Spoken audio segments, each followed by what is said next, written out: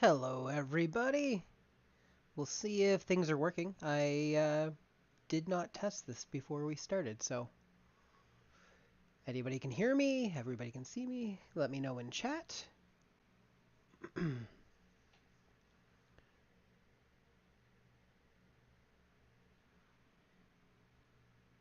It has been a little while since we were here.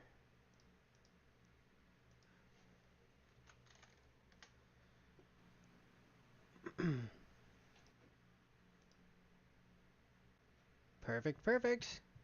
I see Mike, I see John, I see Jerry. How's it going, guys? It has been well over a year since, well, even since I was last on a video, let alone a live stream.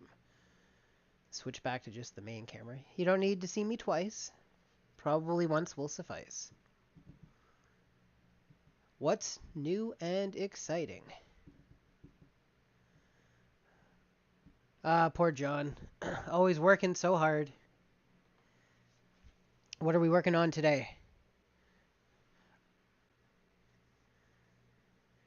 I've got my A1 here that still has the fire hazard bed on it.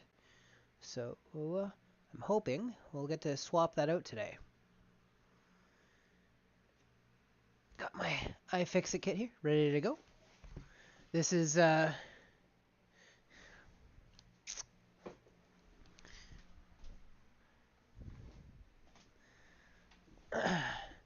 there. There's your book. Knew exactly where it was, although you probably already knew where it was because you probably saw it when you were here. Glad to be back, Jerry.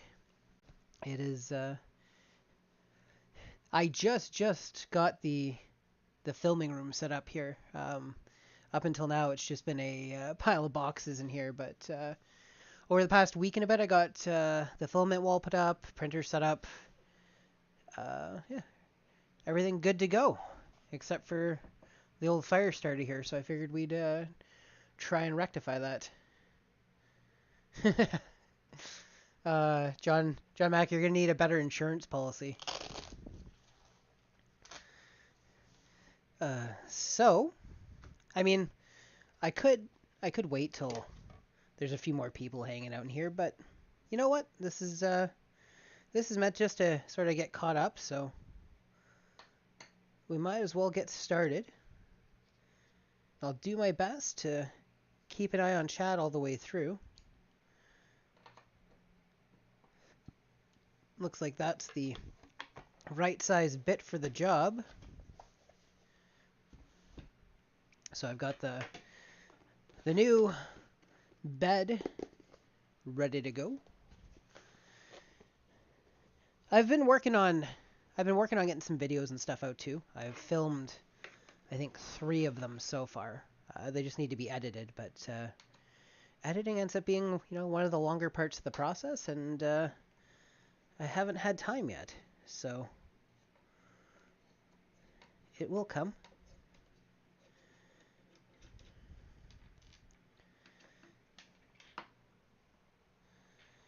Brian Vines, the king of puns, which is a big deal for me to say because I am known for my puns.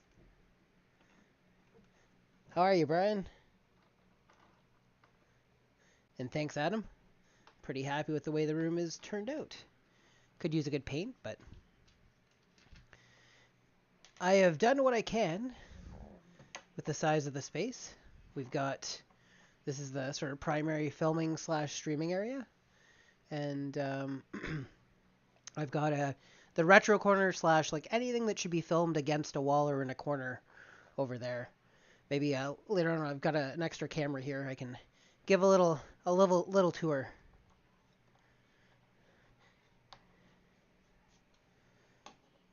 I saw there's some filament caked onto the plastic there. Whoops. Metal.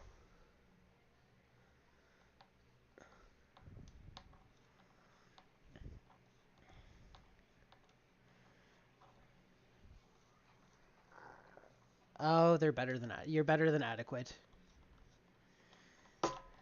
Ooh, spring loaded.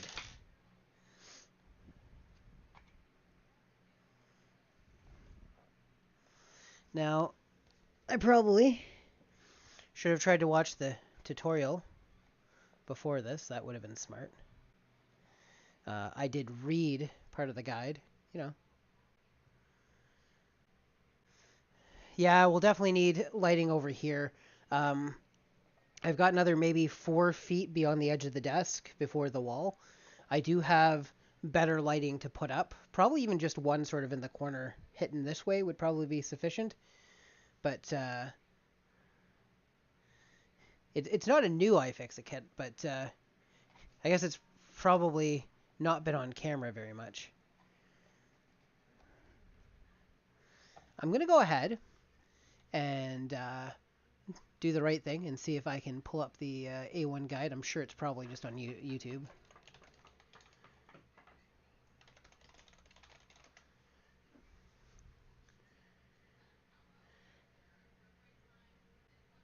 Well, I see a 14-minute video from ModBot. Hmm.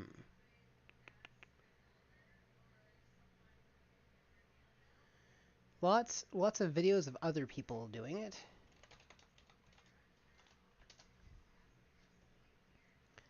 Oh, there's the retrofit guide from Bambu, so we'll pull that up.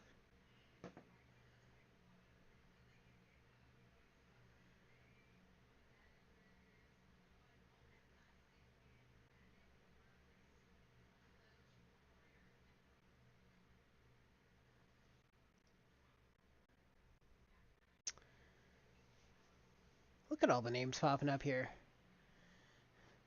I got your email a little while ago, Rover. I think, or maybe message on Twitter. I think I did reply, but yeah, this is the first stream back. The last time I was here, I was about 530 kilometers away from where I am now. So literally everything in my life has changed, I think, since the last time I was here, except for Kay. Kay is with me as she's ever been. um, so it says this takes 30 to 45 minutes.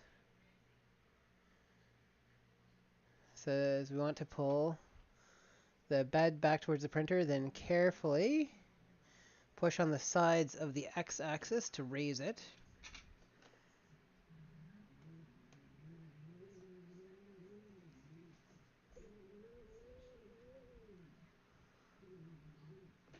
Almost there.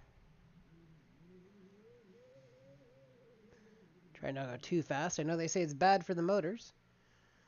I'm going to try and split my screen between the guide and the stream so I can keep an eye on chat. Yeah, it's, I mean, not completely dissimilar to my previous job. I'm still in tech. But, I mean, we might as well run down. So, uh, last April, like not this past April, but the one before, I got word that my father had passed away. And so Kay and I went through all the things that you go through with that. And we started talking. And she and I are both from the same city originally. And we decided that we wanted to move back to be near family. And we gave ourselves a couple of months to like feel it out to make sure it wasn't a knee-jerk reaction, but I think we both knew kind of right away that it's the route we were going to go. And so I started looking for a new job. I explored to see if my current job would allow me to work remote. And my immediate boss, everybody was supportive, but they knew that there was no way they could make it work long term. And they were honest with me with that. So they gave me the ability to work for remote for up to 6 months to help me get here and get settled and find a job. But everything kind of just worked out really, really quickly. We listed our house for sale on, I want to say June 20th. and we had the first request for a walkthrough for that Saturday, June 22nd, and the 22nd was actually my birthday.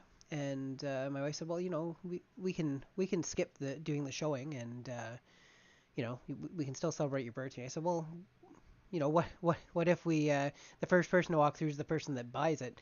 And that's exactly what happened. Our house is on the market for 2 days. We didn't even have to have an open house. We sold it, and I reached out to a friend in IT here and said to him, "Hey, we're looking at moving back. If you don't have any openings," and he said, "You know what? For the first time in however many years, we actually have an opening right now. It just got posted, and it started off obviously with a very very rough situation, but everything kind of just fell into place. So we moved up back in back in last August, and we stayed with my mom for a few months while we looked for a house because we didn't want to try and shop remotely, and we moved into this house last October, and then it's been getting unpacked and the new job going, all the other stuff. Sorry if my throat's a little or my voice is a little off. I had a cold last week and the cough won't quite go away. But yeah, so now back from this new area and hopefully be back to making more content soon. And like I said, I've got some videos filmed, so they'll be coming out soon. I appreciate that, Jerry. Um, Also, there's I think a fair amount of lag. Um, you guys will have to let me know if I'm dropping frames or if it looks terrible, anything like that. I'm uh, I'm on Wi-Fi here, and the Wi-Fi looked like it was pretty good, but I do keep getting warnings about the stream health. So, how are things looking so far? Oh, and thanks for the happy belated birthday.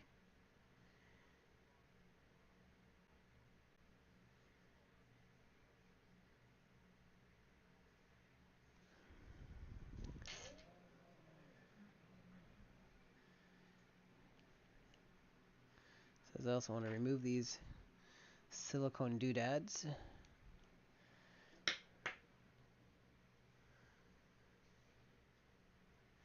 I'm up on the big screen over at Adam's place.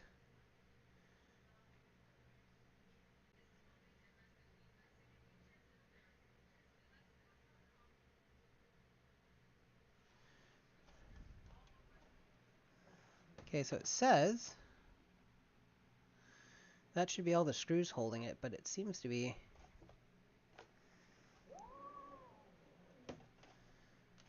pretty stuck.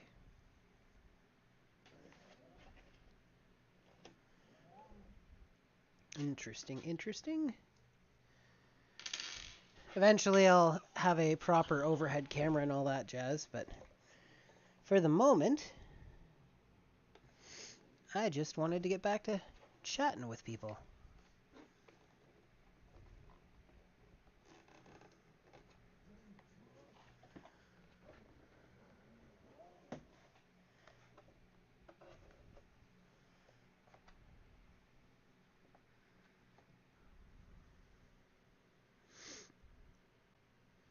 Oh, am I supposed to get the screws? I see. I goofed. I goofed a little. It's okay.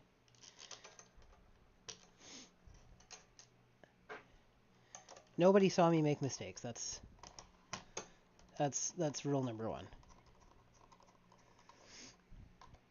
I hope. Yeah, I've got enough reach to get to these guys.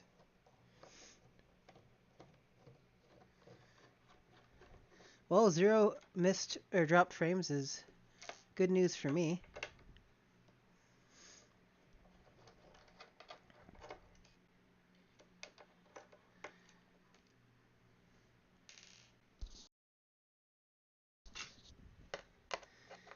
Yeah, the summary of the guide had said that there's 3 screws that need to be removed, and I assumed it was these 3. I will not be doing 3D Printopia this year. The one snag we ran into is that I don't get full vacation until next year. So This year, unfortunately, will not happen, but God willing, we'll be back next year. It's unfortunate. We both look forward to doing it every year, but it can't be every time, unfortunately.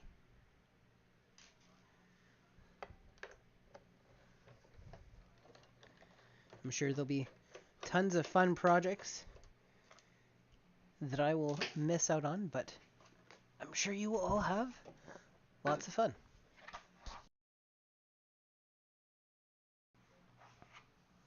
Okay. Old bed is removed.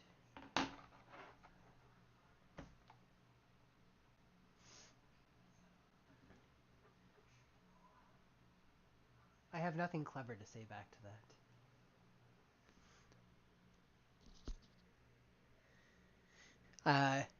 The other change is I'm now on the second floor instead of in the basement. So Kayleen is about probably 10 feet straight line away from me right now. Although, I don't know how close she'd be when she was above me straight line, but I mean, I guess she's always been above me. Okay, so now we want to turn it on its side, and we should put it on. Which side are they putting it on? They're putting it on this side, and they're putting it on a cardboard box to prevent it from getting damaged.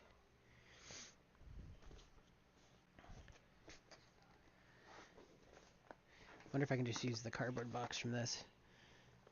Probably a silly idea to unbox this before we need it, but you know what? I'm full of silly ideas.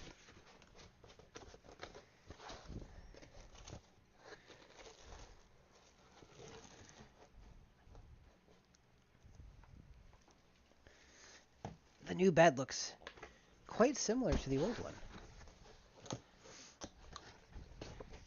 Anybody else done this already?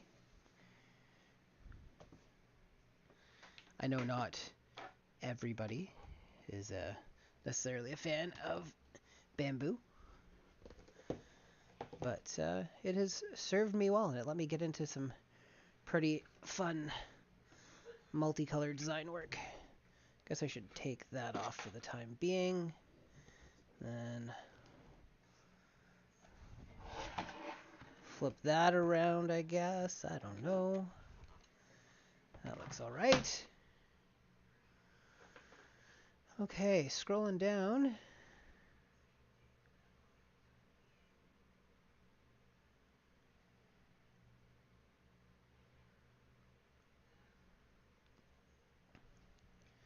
Looks like it wants it sitting kind of like this. Like that.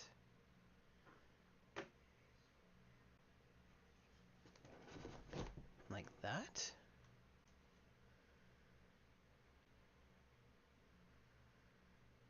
Disconnect the wires and remove the cable box. The next step, the camera, motor X, Z cables need to be disconnected. So you're just gonna have to trust me. I think if we try to swing this around to make it easier to view, I'll probably end up breaking something, and that would be unfortunate. Okay, so I have now disconnected the Z motor, the X motor, and the camera.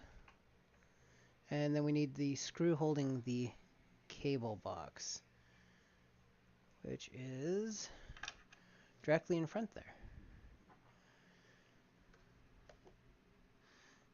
Also, it's almost completely out on its own already, so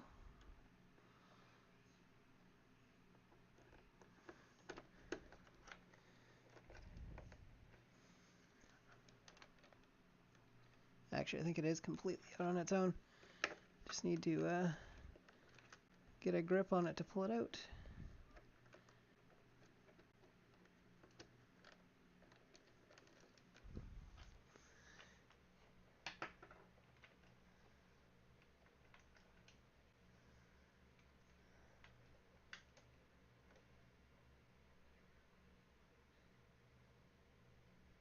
Oh, I see.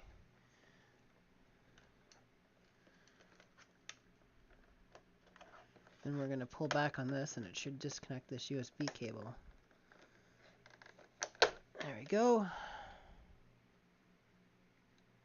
Screw is still there.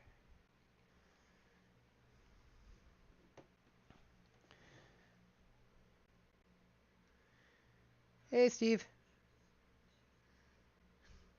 Yeah, by all means, send me a message whenever you like.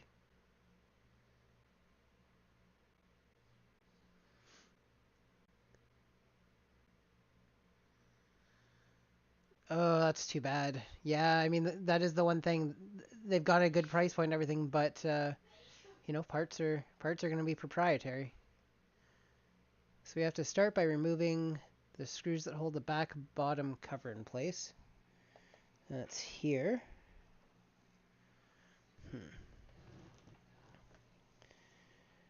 And it's showing 6, I think.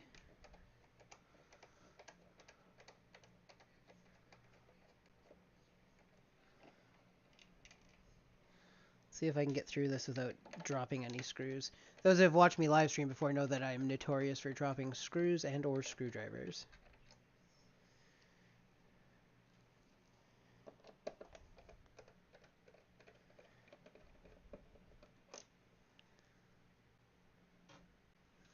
Thanks everybody for hanging out, by the way. I appreciate the company.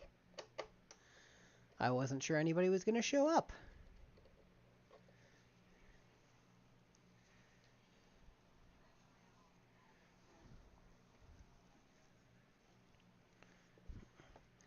Need to pivot this guy a little bit here.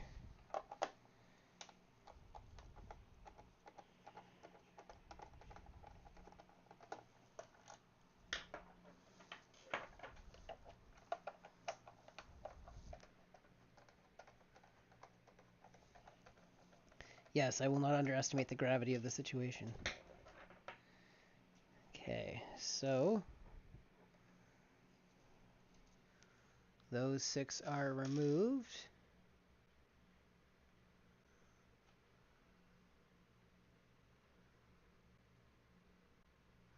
Next, remove the other 10 screws holding the bottom cover on the thing. You should be able to pry gently. Oh, it's a bunch more. I was going to ask why they don't want me putting it on the back of it, and then I just realized it's because it'd be putting all the pressure. Ooh. My screwdriver's not going to be long enough to get to all these. I might have to go hunting for something else if I don't have the extension in here. I don't think...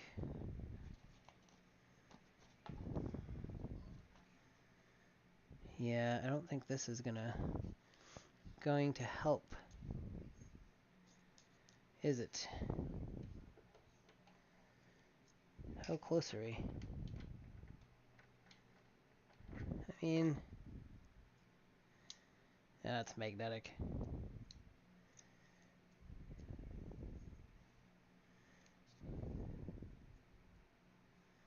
I don't think that'll do it either, maybe? Maybe?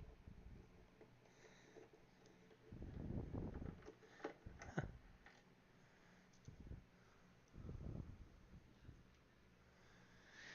Well, this isn't the best way to do it, but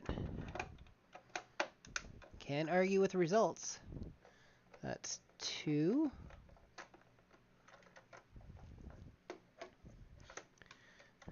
This wiring harness is... You guys can't see it, but the wiring harness right here, total pain in my butt. That's 2.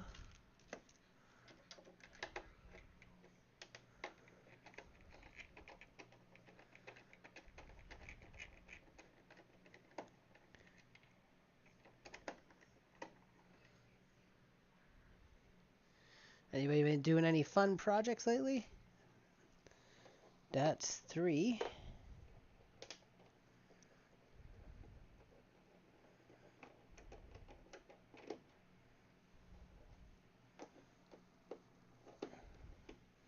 I don't think any of these are different sizes, but I'm going to keep the... Because they grouped them together, I'm going to group them together as they come out. 4.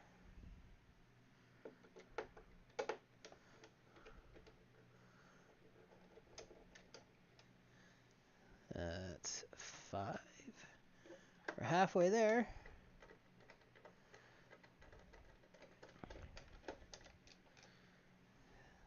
Six.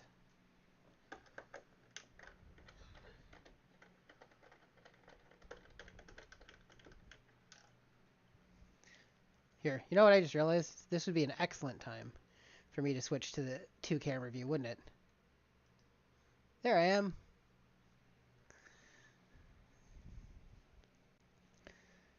That's 7. Just gonna go ahead and switch back to here because I don't need the depth anymore.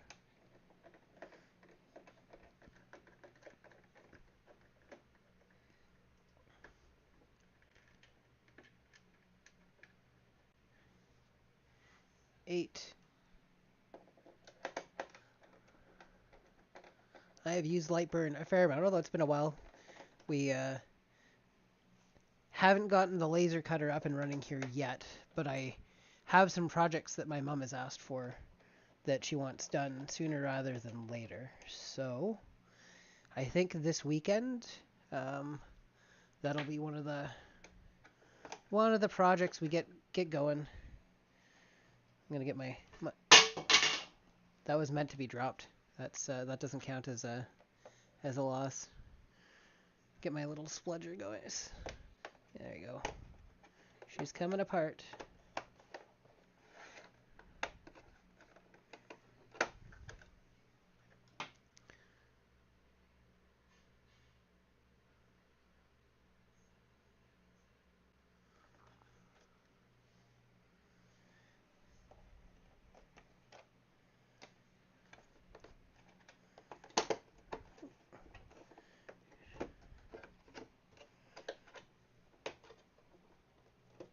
Air assist was the first big modification that we did to mine as well.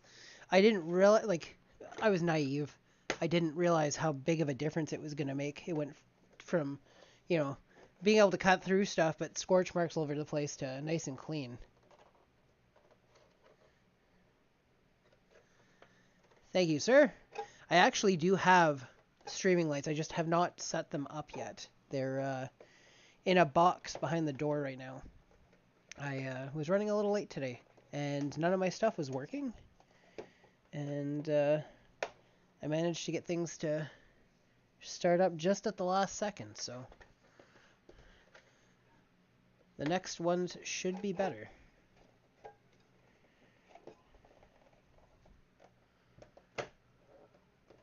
I know it's a little shadowy. Okay, I didn't miss one, right? 1, 2, 3, 4, 5, 6, 7, 8, 9, and 10. I think I'm just being too gentle, maybe.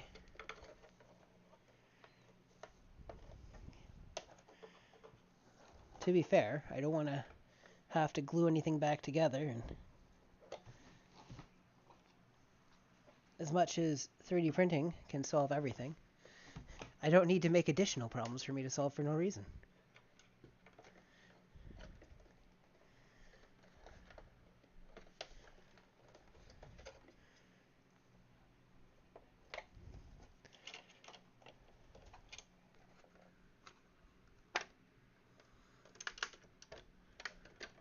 There we go.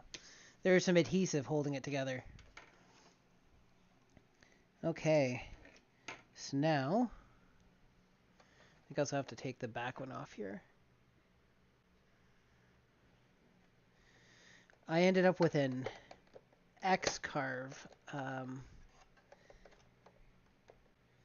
Is that the... No. Yeah. I ended up with an X-carve. I forget what the model is.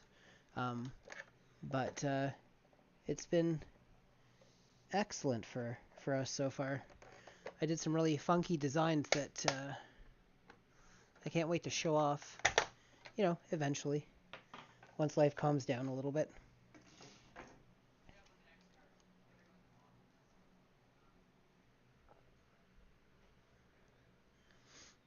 Have you done much with it so far? Or yeah, mostly just getting into it. Let's see, which ones are the bed ones? The ones closest to the connector, it looks like here. So, Carefully press on the connectors in the image below, then gently pull towards you. There's one. There's two. Okay, the wires are disconnected. Then we're going to remove the 4-pin connector from it. Looks like it's this guy. Just wiggle and off it comes. Okay.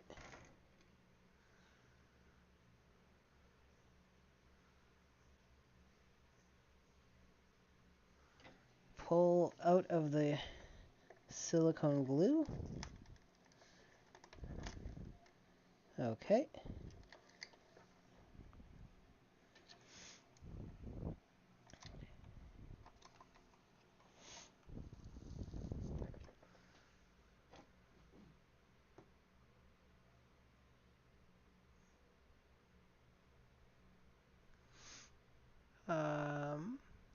Unscrew the ground wire. Just this guy here.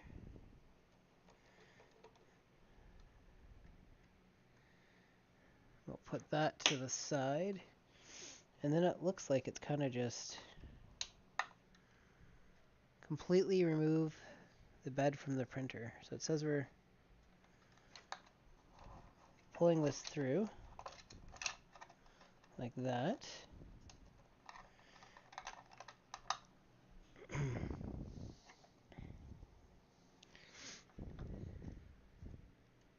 And then how do I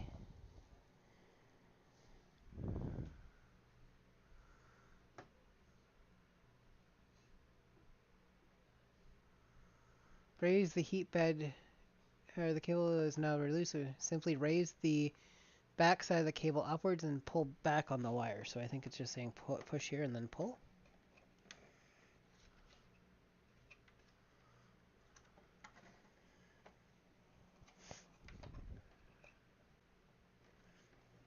Cardboard is an excellent way to test that out before you start throwing good lumber at it.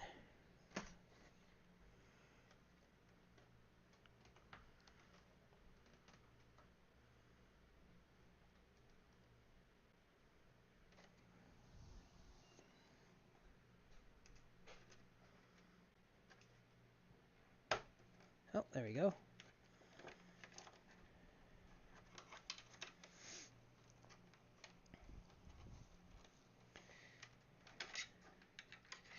We did it. You'll have to take my word for it.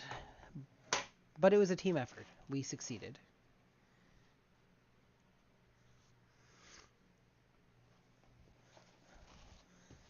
I mean, the fact that it only needed one screwdriver and, like a little modified bit to get a little more depth out of it's pretty impressive. There's the old bed, for better or worse. I guess for worse because, fire starter and all that jazz. Okay. Now, like the smart guy that I am, I took the new one out. Obviously, I haven't gotten up from where I am. Time for a little drink.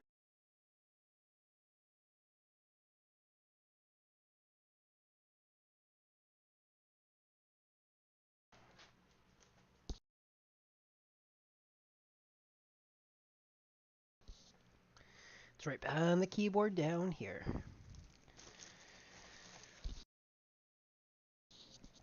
So yeah, very much looks like the original one. The strain or cable strain relief where it goes into the machine is white on this one instead of black, so it's probably to make it easy to be able to tell whether it's been replaced or not. Other than that, looks pretty similar. There's a cable wrap on the whole thing this time.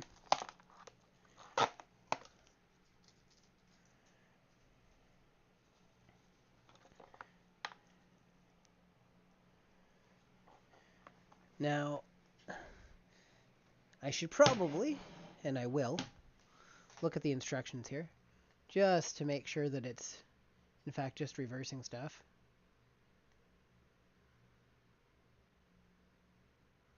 It wants us to start by placing the printer upright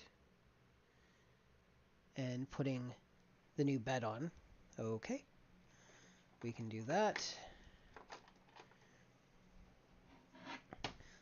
This is why we check the instructions. Gentle, gentle, so as not to destroy anything. And then slip this over top.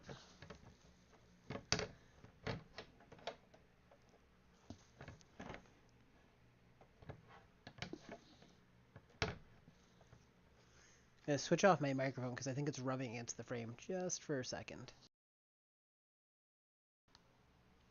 Doesn't want to actually stay muted, so I apologize.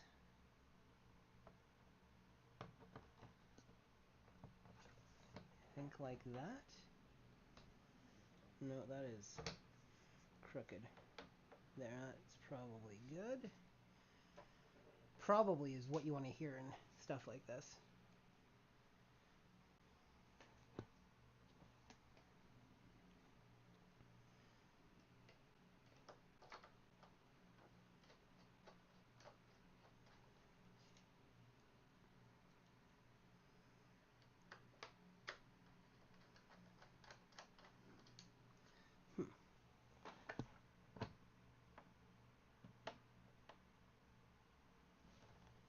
Like that.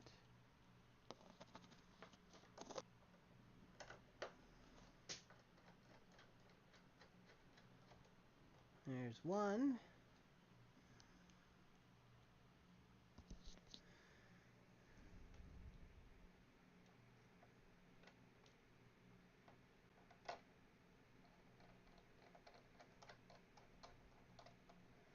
That's two.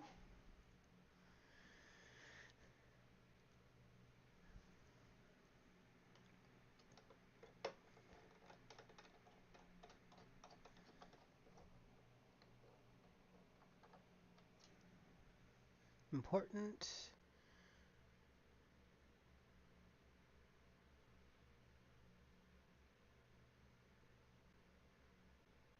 Okay, so we need to make sure. Well, I think. I think I might.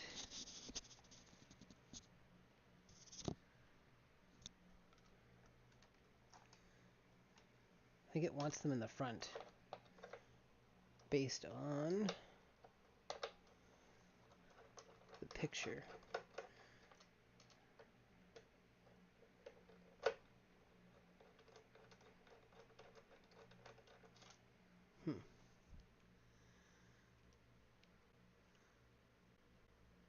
Align the heat bed screw holes as shown. The bottom holes are the ones where the screws are to be installed. Doesn't feel like it's grabbing to me.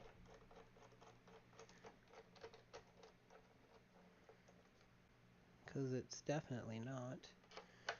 Okay, let's take all these out and have a gander for a second. Is that all? No, got this one still.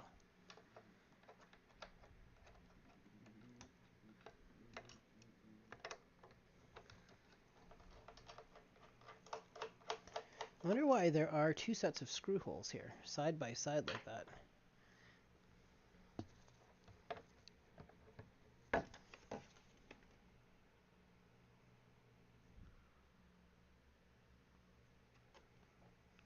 See, there's... Huh.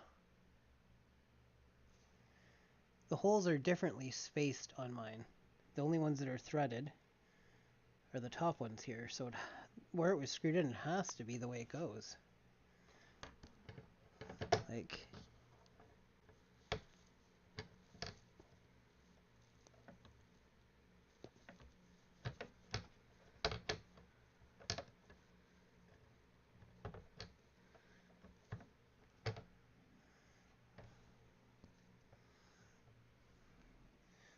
Maybe they use this bed on multiple things. Let's see if that works.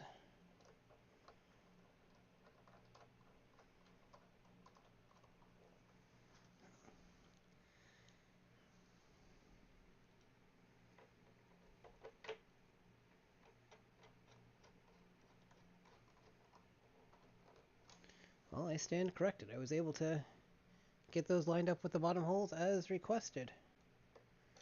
It felt better the other way.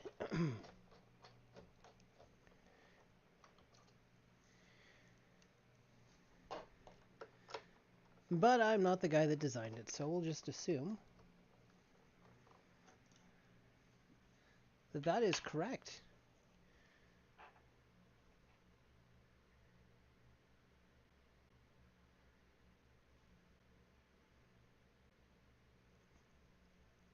We're going back onto its side. And it's basically just reconnecting stuff, it looks like. Back onto its side.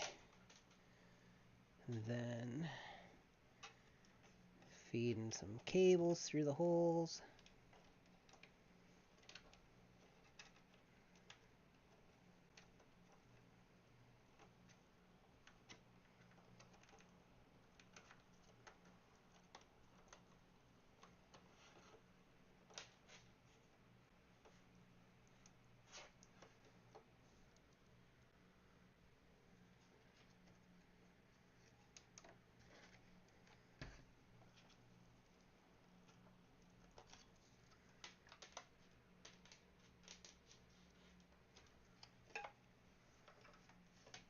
Feeding the cable right now.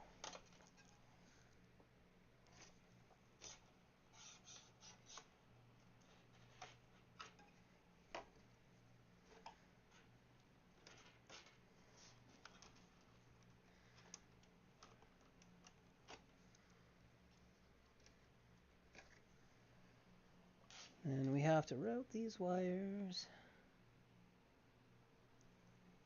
through the hole, except for the yellow ground. Everybody's gone quiet on me.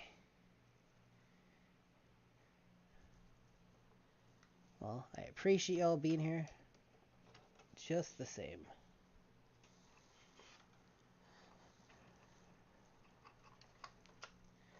Who doesn't love routing wires?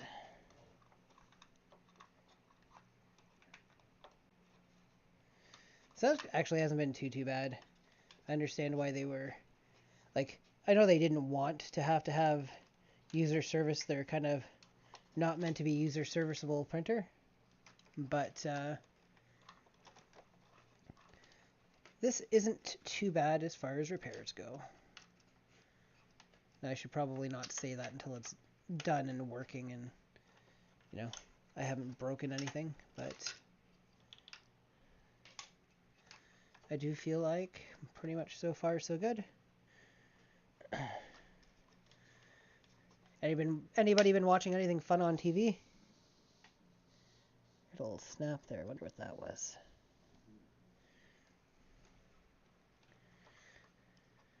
Or on streaming, I guess. Everybody streams everything nowadays.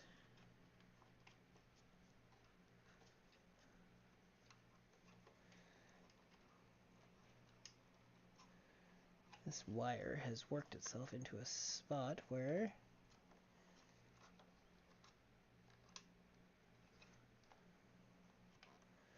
that's a good question, Kay. It has been pretty toasty here.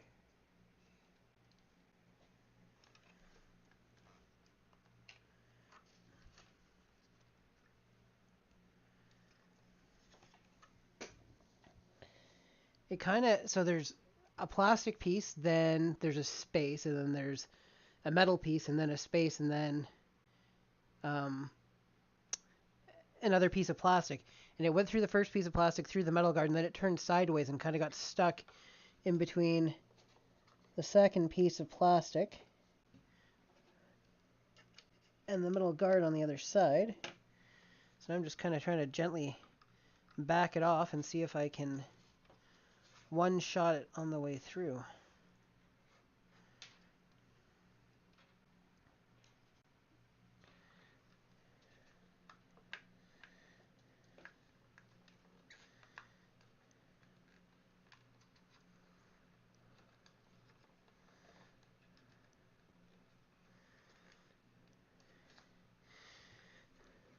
I've heard from more than a few people at work and stuff whose ACs were kind of barely keeping up there for a couple of days.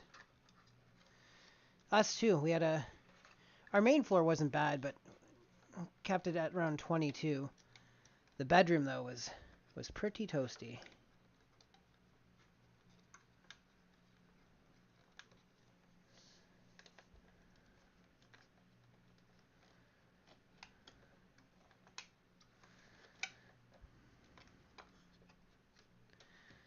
Okay, we're 2 out of 3 fished here now. See if we can get this third guy to go through.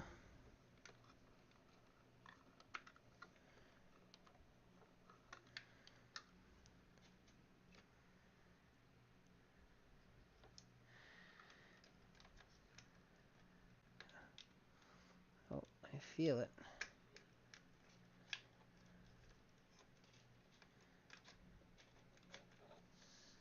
There we go. I think we got them all.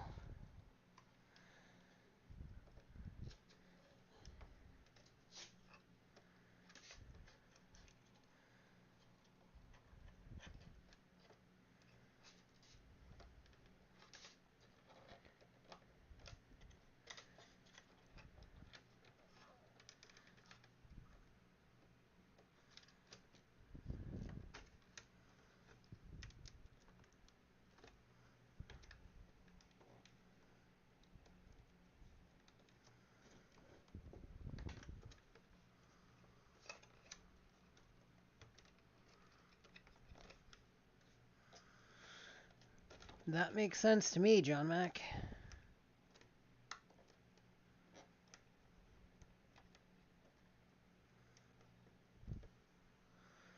Okay. Now the thermistor is wired up for the bed. If we can just get these 2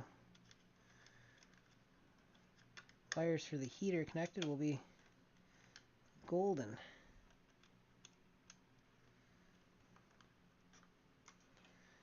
Maybe we wait to connect those until we got everything going. There we go.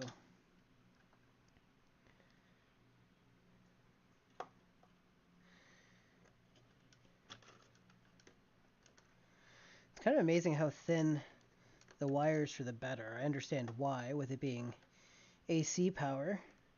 Voltage is high, amperage is low, so gauge of wire can be trimmed back on.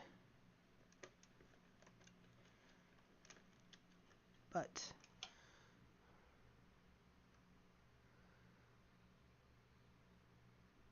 yeah, 3D printers unfortunately are the enemy when it comes to staying cool.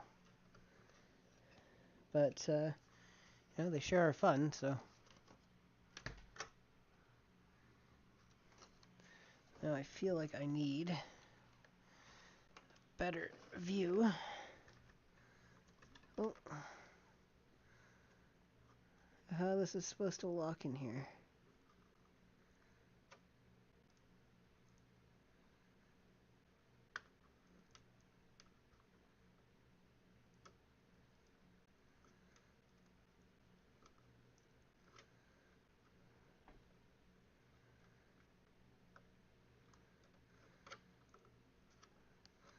I guess that's it. So then we're gonna start sticking parts back on.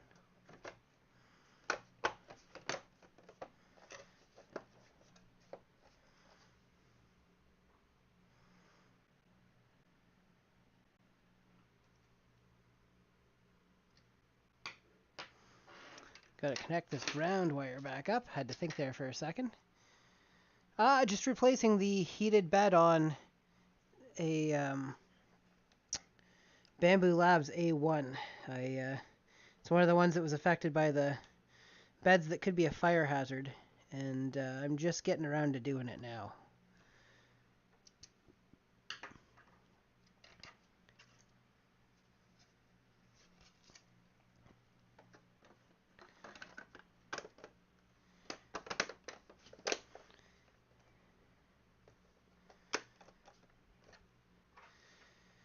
Not too painful at all. Now, the one thing I'll have to make sure I do is not install the cables wrong. I don't know if any of you here were here for my live stream when I put this together the first time, but I accidentally connected the Z motor to the X and the X to the Z, and the printer still fired up like everything was normal and moved around and hit homing points and all that jazz, but kept firing an error message. And anyways, long story short, figured out the mistake, had a good laugh over it. I was surprised by how smoothly it moved when it was trying to move the X-axis using the Z motor calibration and vice versa.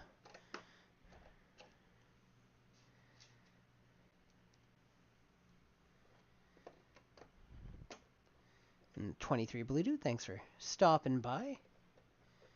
Good to see so many people popping in.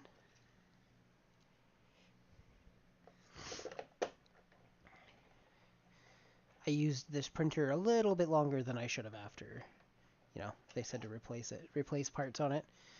But we had a heat pump in this house when we moved in, and we discovered on the day we moved in that it had died.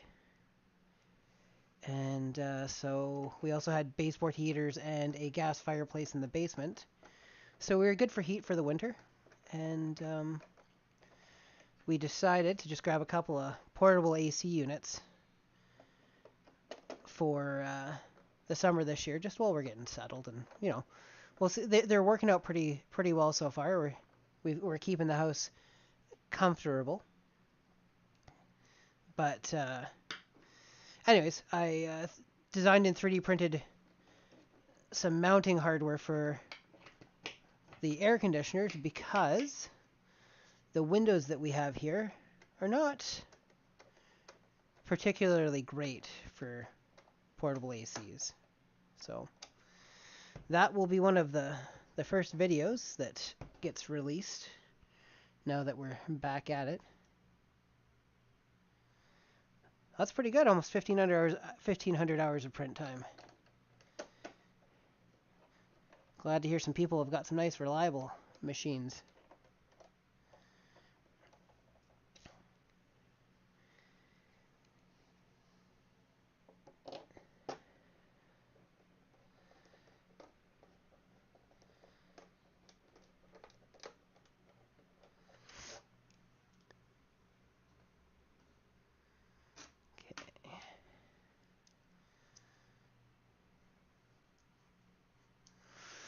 Yeah, so we had a 3-zone mini split, and it died, and it was 6 years old, and it was the second one that had been in this house. And where we are, heat pumps aren't real prevalent because we get some really cold days in the winter. So we it's been a hard sell for us to go back to get another heat pump, knowing that this house has gone through 2 of them in probably, well, definitely less than 15 years. We were able to go back through the Google image views and see where things were at. We know that the last one was not necessarily installed properly, and the condenser was at an improper angle, which caused the water to thaw, or the ice to thaw and the water to run down into one corner, freeze, and repeat over and over again until it eventually froze up into the pipes and the fins. And that's pretty much all she wrote for that, because it just ripped the tubing apart. So, not necessarily the fault of that one, but we know the last one didn't last much longer either. So, and we don't have space or to do so the house doesn't have forced air, and it does not have the space to put in ductwork. I can touch the ceiling in both the basement and the top floor. The middle, the ground floor is okay, but ultimately we'd essentially have to give up square footage of livable space to try and retrofit something in. So for the time being, we are happy with the setup we've got, and we'll see how things are in a couple of years.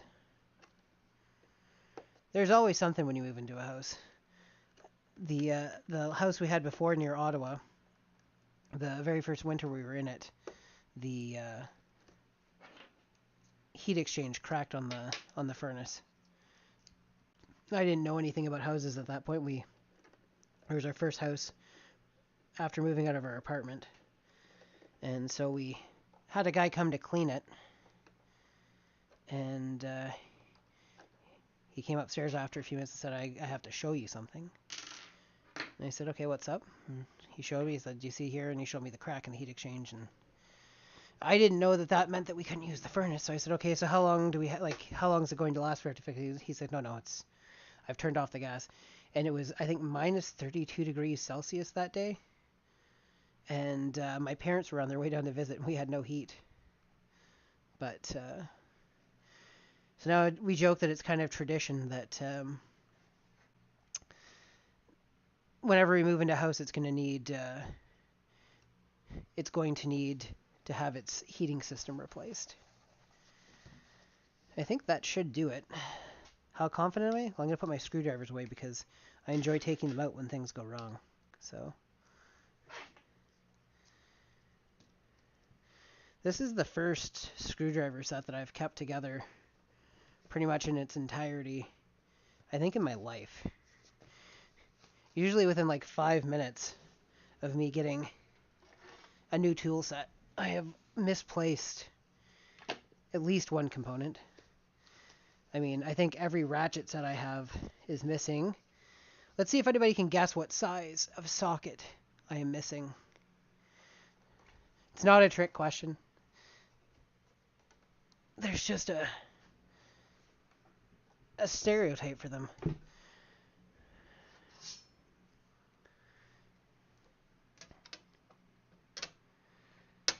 Slap the flex plate back on there. And then we'll get her plugged back in and see how badly we screwed it up. I don't expect that we screwed it up at all.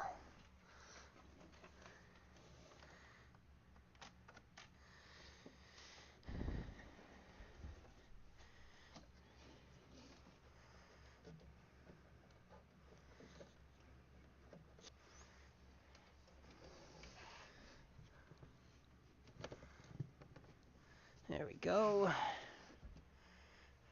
Printer is on.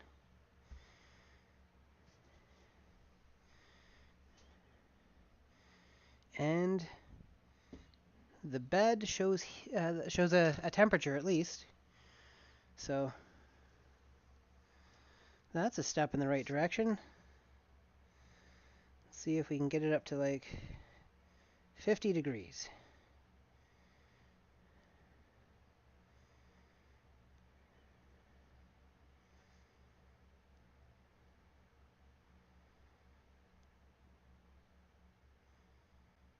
It is heating, it looks like.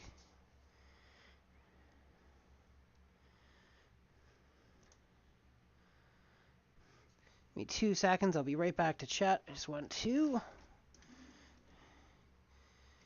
get the MMU or AMS or the multi-spindle system reattached.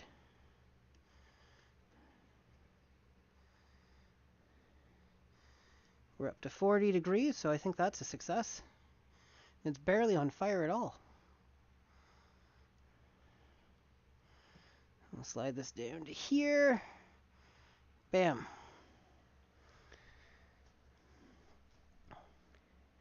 Now, we just need to hope that it'll home.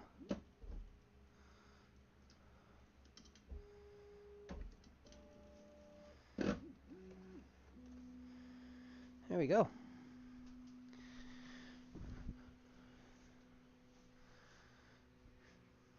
I think on my 5th set of Canadian Tire screwdrivers. I lived with my brother in my 30s. The heat ran off an oil tank in the basement that had to be filled every other month to stay warm, but we didn't have AC. Yeah, some of the houses we looked at near Ottawa when we first started looking had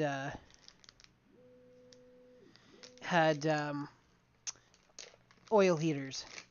I think they can be retrofitted into other stuff as well. I see this came with new pads, and should have probably looked at the rest of this before I just slapped it back together, eh? Interesting. Okay, well, I'm going to keep reading and see where I screwed up. Yeah, I got that right. That's right.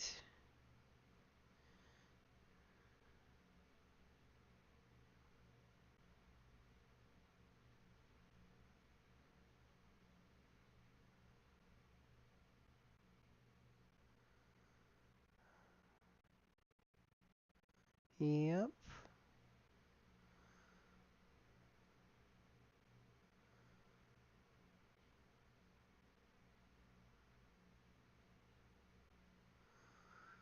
That all looks good. Reconnected. So far, we've not missed any steps.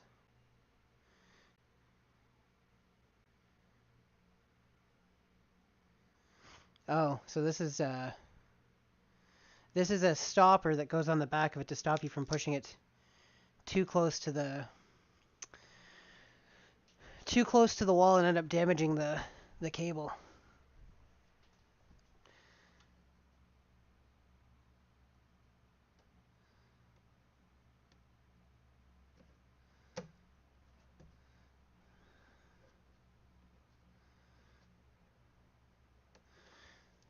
There we go. And I happen to be missing one of the rubber nubbins for under the flex plate, so it came with extras. How fortuitous.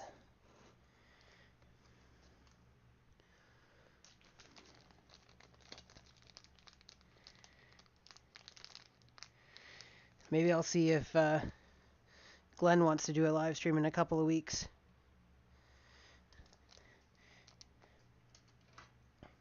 Been a long time since I soloed. Not quite as long since he and I did one together, but... Hey, you know what? Spare parts? Never... I mean, I'm not going to say never a bad thing. Can definitely be a bad thing.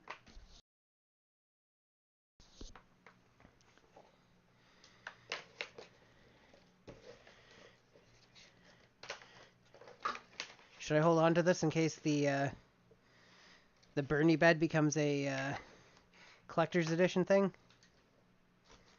I'm trying to see. Oh, yeah, probably like that.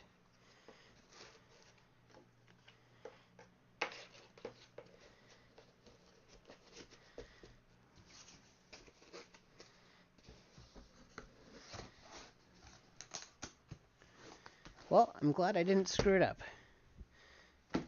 I tried my hardest, but... It's all markedly slightly used. Parts for DIY printers.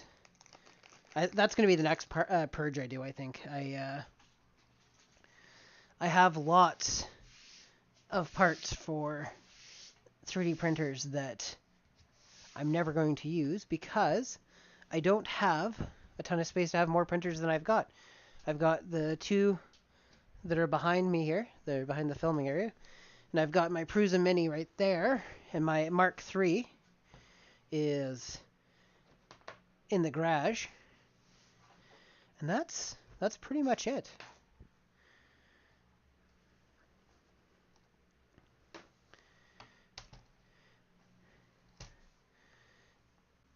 I know I should be fancy and have wireless everything, but Kay and I are also trying pretty hard to make sure that we sort of stick with using what we have. You know, I didn't buy a bunch of new stuff to do most of the work in here. The only new piece of... I bought a little stand for my monitor so that it's not blocking part of the desk here, and then the corner desk over here, which I guess I can probably maybe. Oh, the cable's pretty short. There we go. Just gonna open up OBS here so I can see. So there's the retro corner. You can see the CRT and the Prusa Mini there. Then you can see there's not a ton of distance between me and there. I've got a closet that's full of all sorts of goodies, and yeah, that's the setup here so far.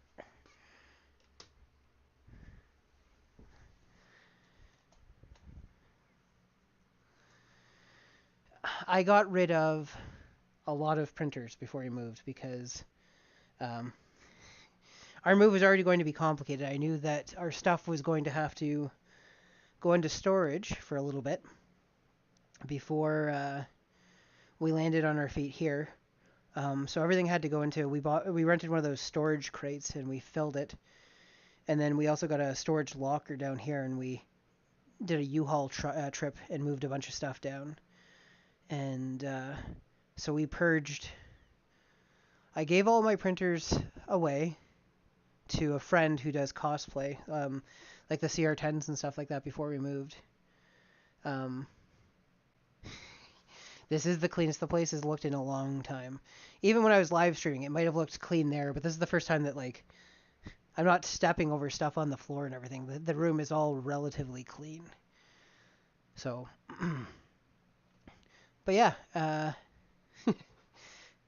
all you have to do is get rid of a bunch of stuff, Mike. It works right out. My mom lives less than a half mile away from here, and she's got a crawl space, so I've got a bunch of stuff stored in the crawl space. All computer towers. The humidity there's not too bad, so she's allowed me to graciously store stuff there, and so that'll be okay there for a bit. Eventually we'll get things sorted out there. There's a shed in the back that we're going to turn into, I'm not going to say livable space, but it's going to be like a workspace. Eventually the filming area may be out there, or it'll be climate controlled, and I'll store my extra computers and stuff out there, all the retro stuff. It's just going to take time to sort of move into the space and use it the way we want to. But yeah, I'm trying to figure out. Oh, so I've got, I believe they're right here. So I've got these super bright RGB LED bulbs. And this is what I was using for lighting in Rockland. So I got two of those guys, and they've got a pretty decent range of color. And then to go with those,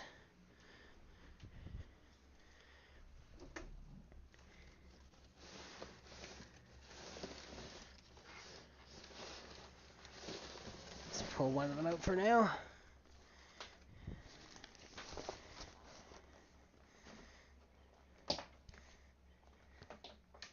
I've got two of these guys, although I don't think I'm going to need two in this space because it's so much smaller.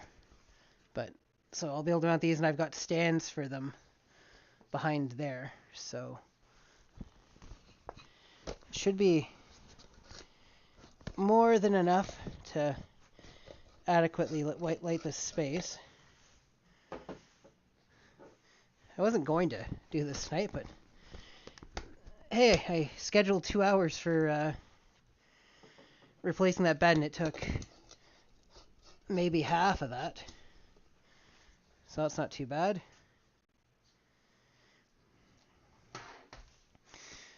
We were taking our time, and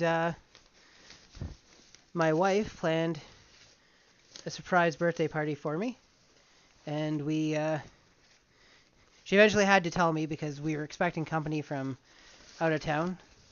Some of our very dear friends made the trek from Ottawa to here to hang out with us, so we ended up getting as much of the house set up as we possibly could before they got here, and that included me getting my office done after getting sick with a pretty gnarly head cold. Ended up just kind of working on it 15 minutes at a time and got it to where it is now, and then I said, well, I should do a live stream next week because it's been a long time. But since we're here, I might as well try and get this set up the way it's going to be, and we'll see how much better the lighting situation is. If you guys don't mind being my test audience. I'll switch to here while I'm working over. You'll have a bit of a blank screen there for a couple of seconds, but then we'll have an idea how this is going to look.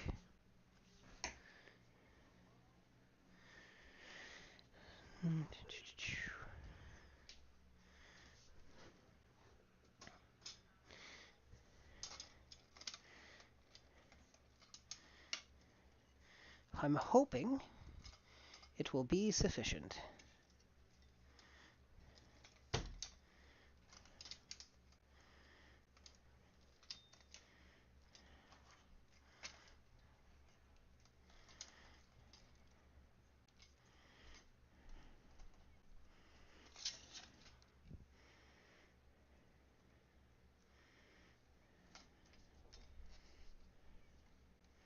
I have so many tripods stuck in this corner. I am surprised that Bowser has not been in here. I actually don't know if I've live streamed since. I don't know how many people here know this, but we lost Mika. A fair while ago. It's been a while. She was unfortunately gone before we moved, but probably not horrible for her that she was gone before the move because it's not an easy thing for cats to do. Let's see how this goes here. Okay, so tilt this light down to where we want it.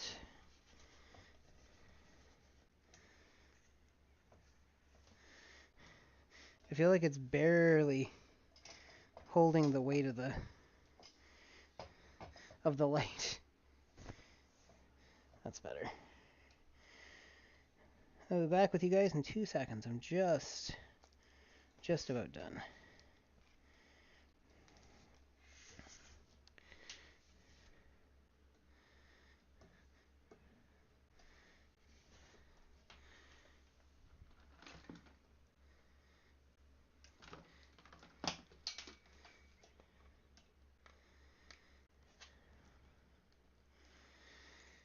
Almost there.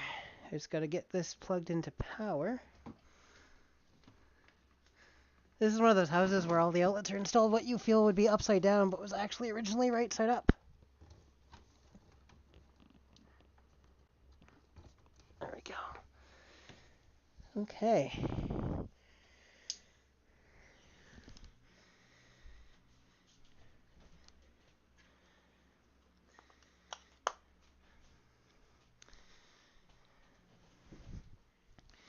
How is that? I'll switch back to the other camera. Does that look a little bit better?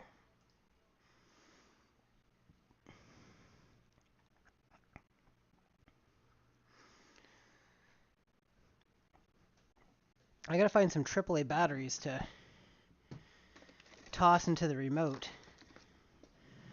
Because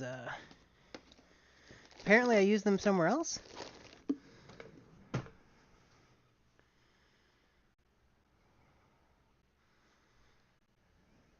Anyways, that's... Is it too bright? Not bright enough? These are adjustable. Only with the remote, but they are adjustable. I thought I had a second remote here. Maybe I do not.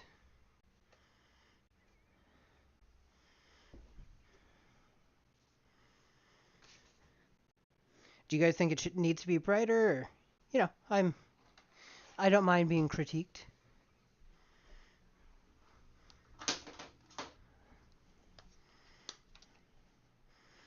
Oh, this one runs on double A's.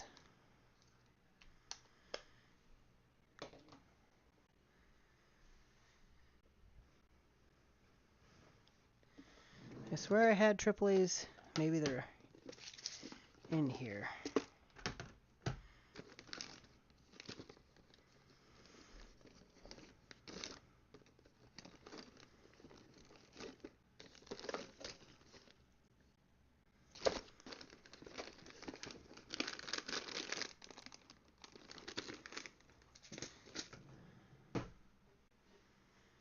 I'll be back in 2 seconds.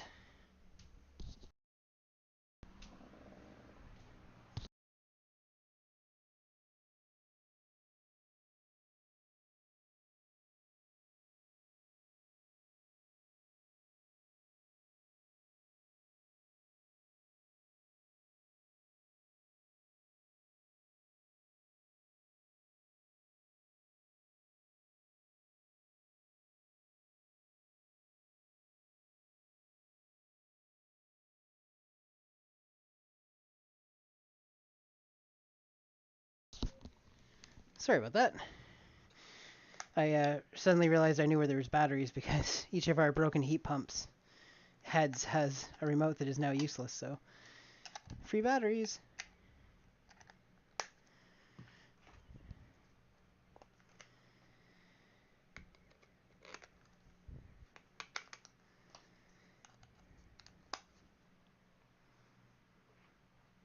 Do an instant change there to see. And then we can go up to 100% brightness. We can go cold, white, warm.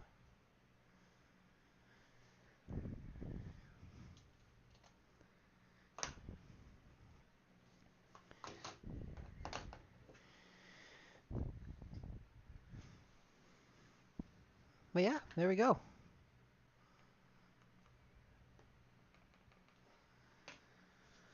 Maybe I could have taken the 5 minutes to set that light up beforehand. I think it actually does fill out the space a fair bit.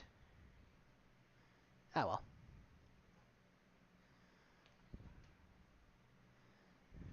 Well, the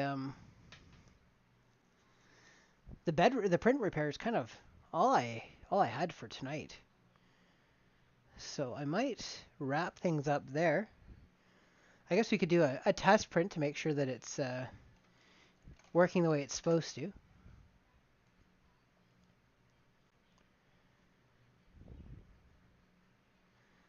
Do one of those 20-minute benchies. Are people still printing? I'm so out of touch. Are people still doing benchies as their first prints, or is there cooler stuff now?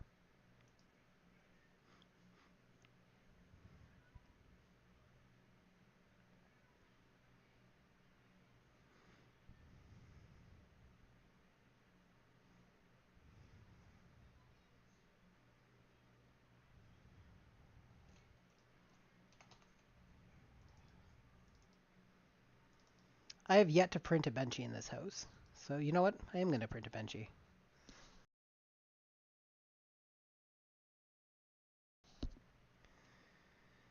Does anybody know if you can stream the camera from a Bambu printer like on a live stream? I don't know if there's an easy feed for it or not.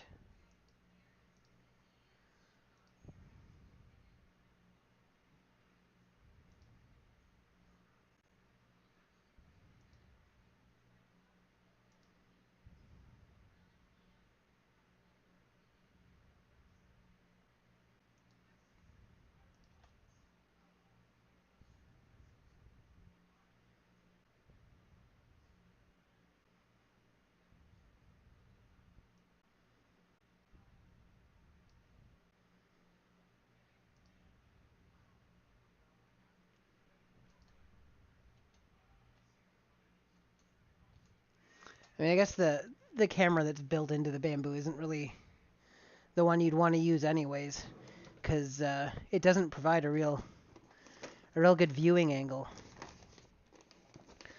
Also, did you guys see? I'm sure most of you have that. Our good friend Chris Riley is retired from the YouTube life.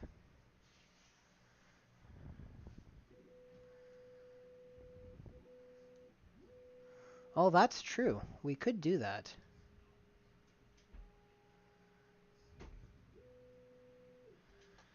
That's an excellent idea. We can do add, do window capture and Bambu Studio. And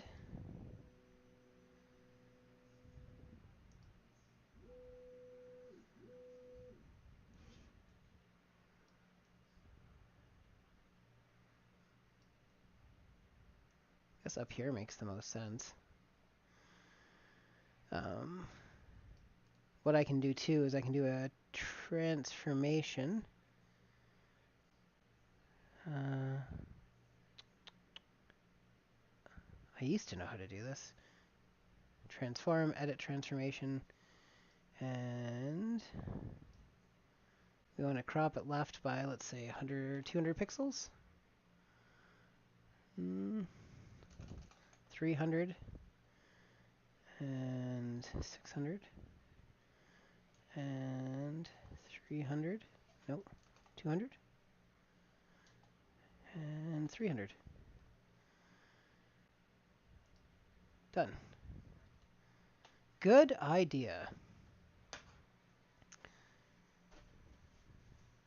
Some quick adjustments.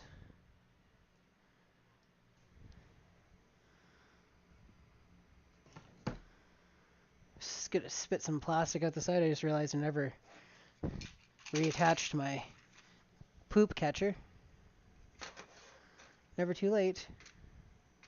Boom.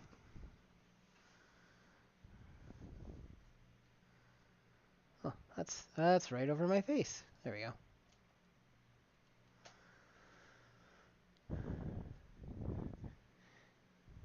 Yeah, I got pretty close there.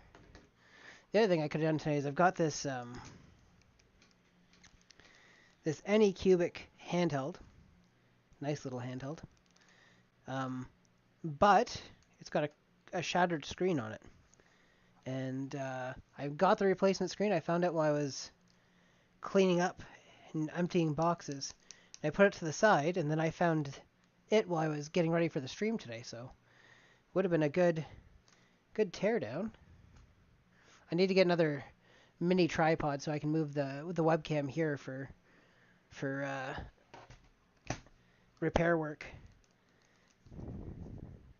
This uses a lithium polymer battery. That's interesting. That's actually what I use for a lot of it. I've got this on it when I'm doing single color.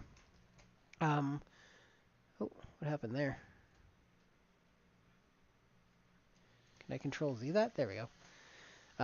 I use the box with the lid cut off when I'm doing multicolor. When I'm doing single color and it's just catching the little one, I keep things cleaned up and just have the little tiny one on it. I wouldn't trust that to do more than 40 or 50 filament changes, so no good for the big stuff. I would imagine that there is probably a mini tripod on printables or on Maker World or anything for the Logitech. I think it's the C920. Am I one of the only ones still that defaults to Thingiverse first and then checks things out?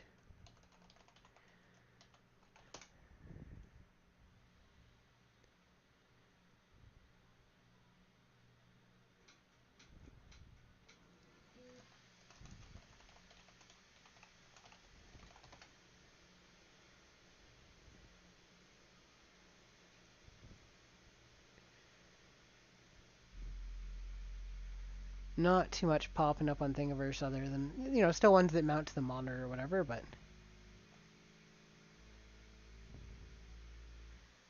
there's so many different places.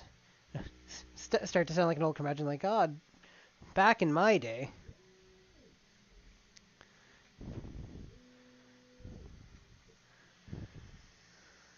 I guess we'll find out if she's printing okay after doing the bed swap. Gotta use your words, eh?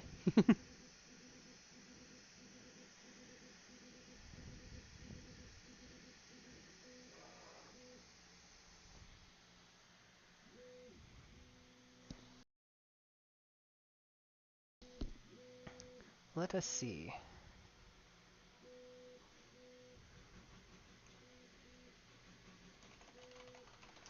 check out printables.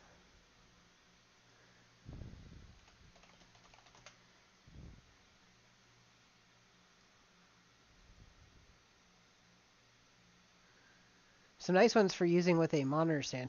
So the other thing I'll usually have is I will have a second monitor that'll be with chat. It's going to be right here. I've got a 22-inch screen that's here, and it goes onto a nice freestand that puts it up. Well, if you've seen me at or 3D Printopia, it's what I was using for the voting machine. But I can't find the solid metal plate that is the base of it.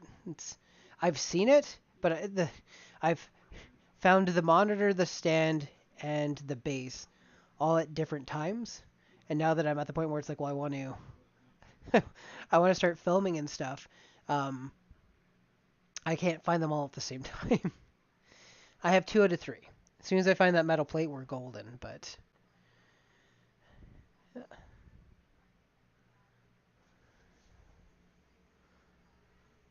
it just stopped. Interesting. It sounded like it was doing regular bed leveling. Although, oh yeah, there we go. It's finished. It was heating up the hot end.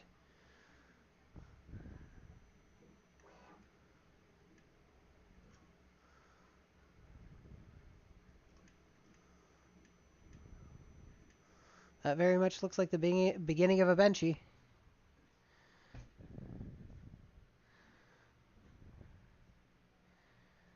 Once it's got the first couple layers done, maybe we'll slam it into overdrive and see how quickly we can get done. It's got 56 minutes remaining, but I promised Kay I would stop streaming at 9 o'clock. So, can we cut that time in half?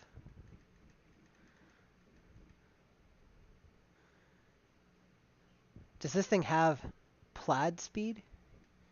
Also, how excited are people for the new Spaceballs? It's pretty exciting. But most of us probably never thought we'd see another Spaceballs movie again. I know I didn't. I'm gonna let it get the second layer done.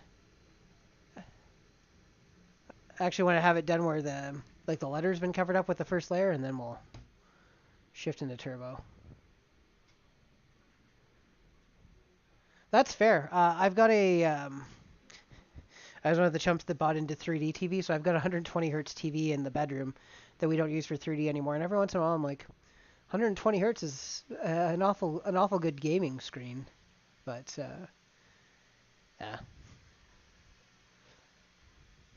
At one point, my wife's parents had a TV that cracked in the corner, so they lost I don't know, maybe 5% of the viewable area on it, and I was using that for the monitor, but it was an old plasma and it threw a lot of heat. Let's go ahead and punch this up to ludicrous speed and see what happens.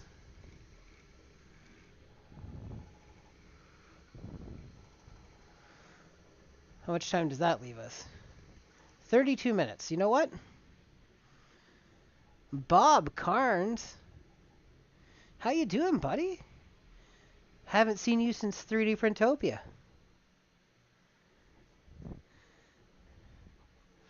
Yeah, John Candy is definitely a giant loss.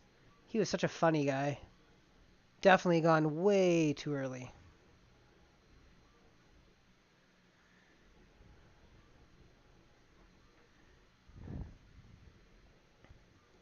Bob, how's your wife doing?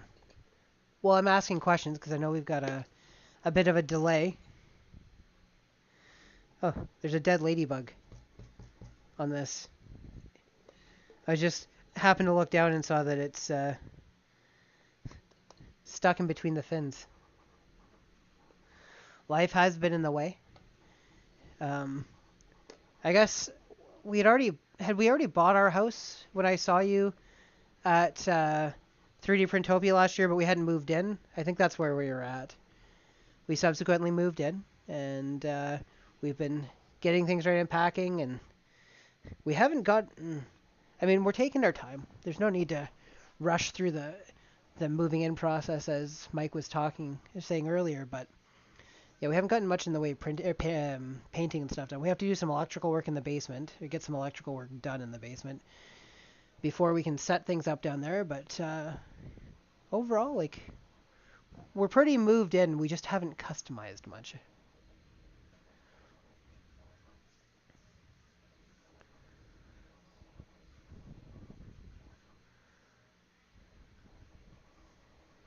Bob, are you excited for a new Spaceballs movie?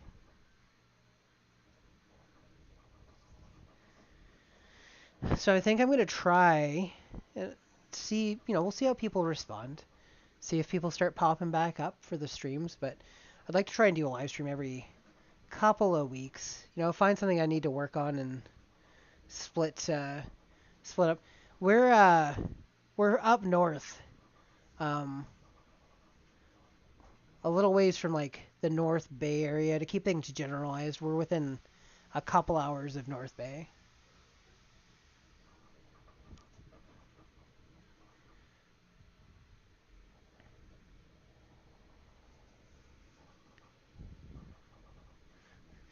I haven't even turned around to see. Well, look at, you turn around, you never expect it to be that far along after that short a time, but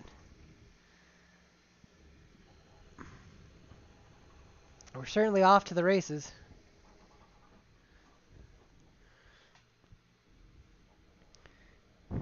I'm excited that they're getting Spaceballs 2 made while Mel Brooks is still with us. I really enjoyed the. I'm sure everybody's seen the trailer for it, but we asked ourselves what did the fans want, and then we're making this movie instead. That was a good line. From Oregon to Wisconsin. What's bringing you to Wisconsin?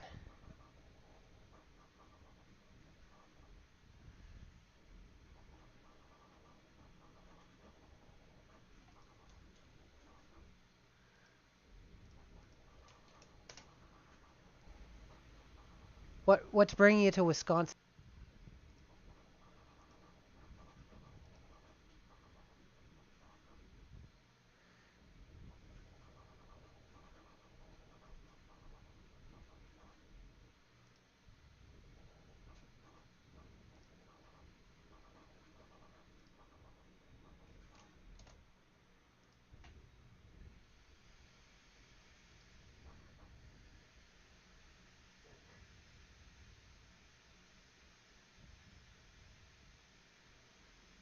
Well, you got to go where the work brings you. And yeah, as long as like he can also consent to it too. Like he can say, "Hey guys, if I kick the bucket before this is finished, CGI me up." Can you imagine if, heaven forbid, he passes halfway through filming and he gives permission for them to use CGI, but he says, "If you guys have to use CGI to finish the movie, make me look young and buff and muscular," and then all of a sudden it's like halfway through the movie, Yogurt's like 300 pounds of like full muscle, and they just play it off like, "Oh, he's been working out." Are you excited for this new job? Because if it's what you want, I'll wish you luck.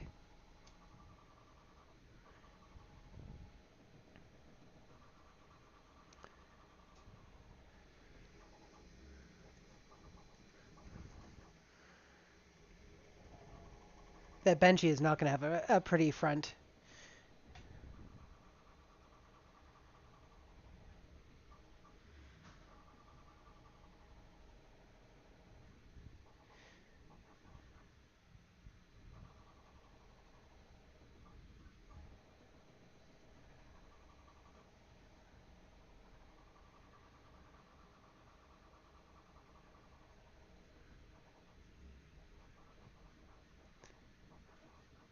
Yeah, no, I definitely think it could work. It's different when they're bringing somebody back that's been gone for 10 or 15 years and had no ability to say yes, they're okay for it or not. But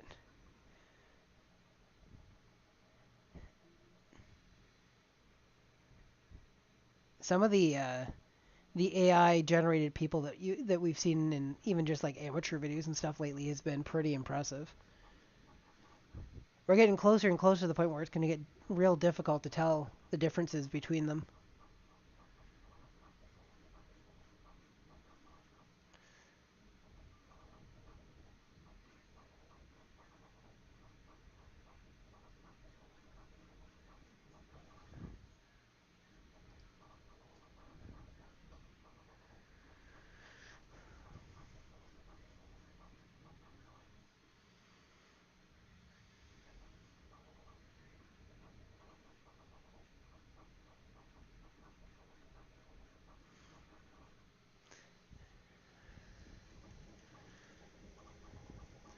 I also just finished. I guess I could have done it in the video, but I did it beforehand. I oiled all the axes. Um, I was getting.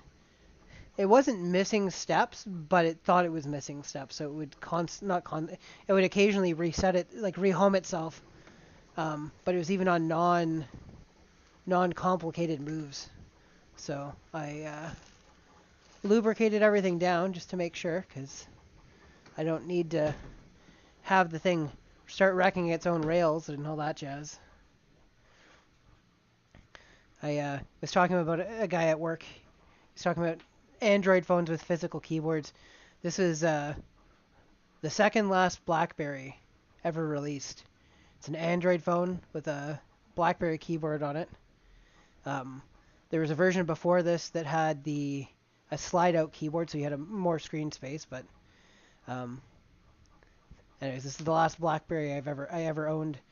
He was thinking about getting one just to have the physical keyboard, and I told him, well, I know where mine is. I can bring it in so you can get a feel for the keyboard before you commit.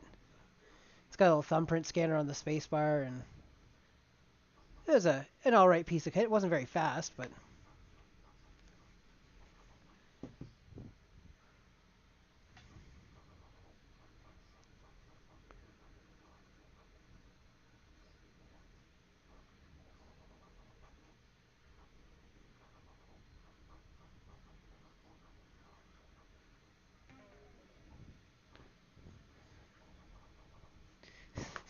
it had just enough power to turn on, play its my battery's dead tone, and then turn itself off again.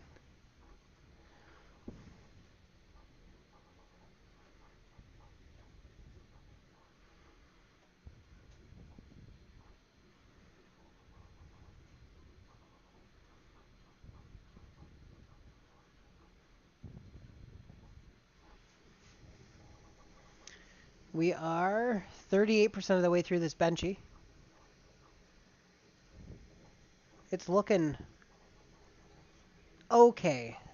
The front's definitely got some curling on it.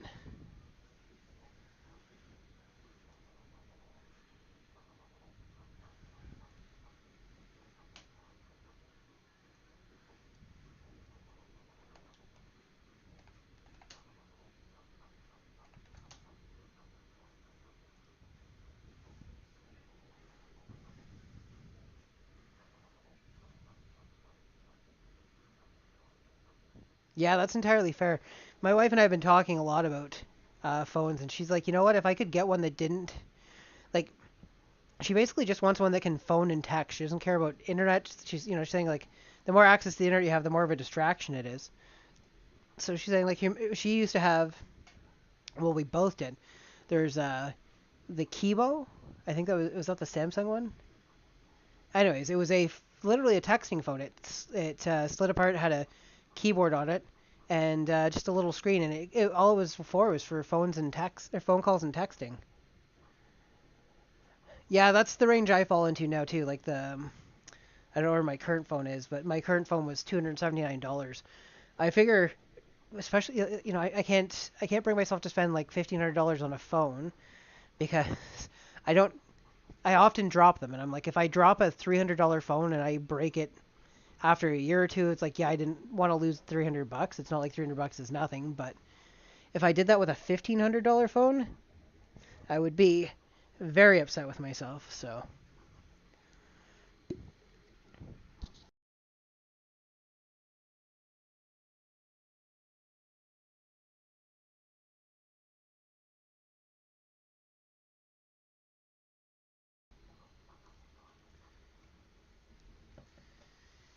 I think my current phone is a well, I'll just look it up because I can't find it. I put it down at some point during this whole process. Let's see.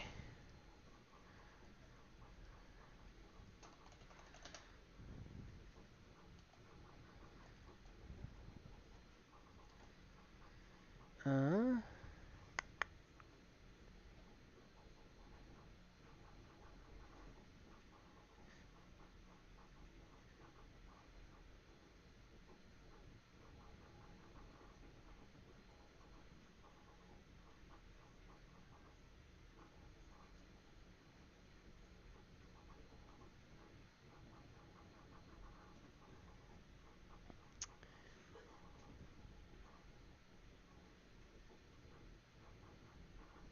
huh. I can't find my phone. I ordered it through Amazon, and it's not showing. Yeah, ain't no big thing.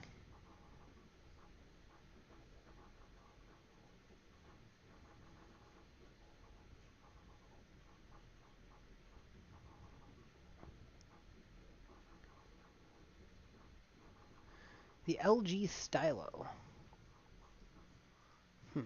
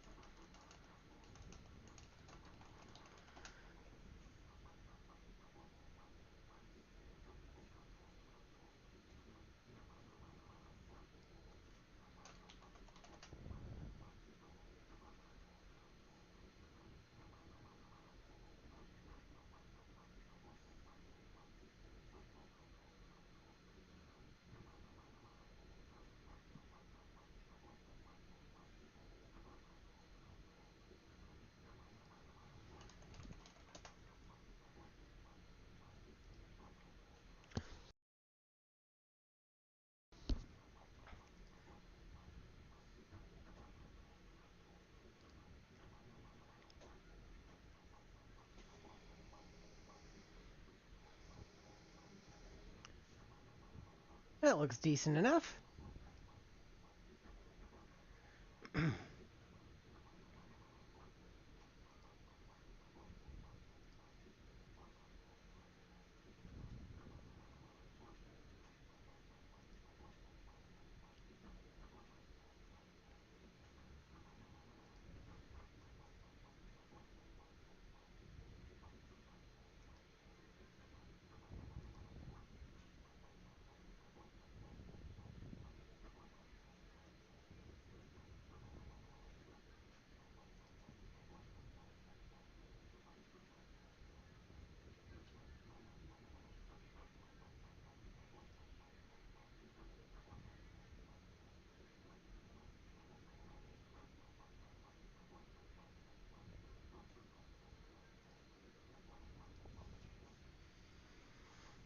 What is everybody else using out there for phones?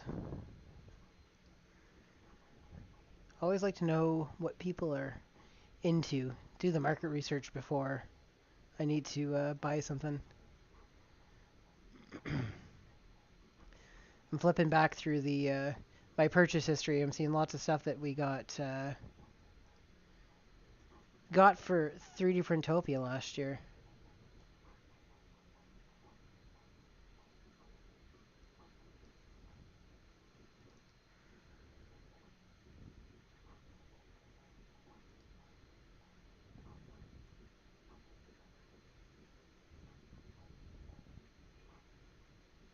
Oh, my current phone is not a Samsung phone. It is a Google Pixel 8a, which I got for a little bit more than I remembered, but anyways. I think it's the first time I've not had a Samsung phone in a very long time.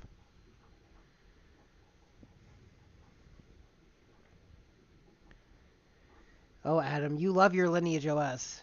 To be fair, so do I.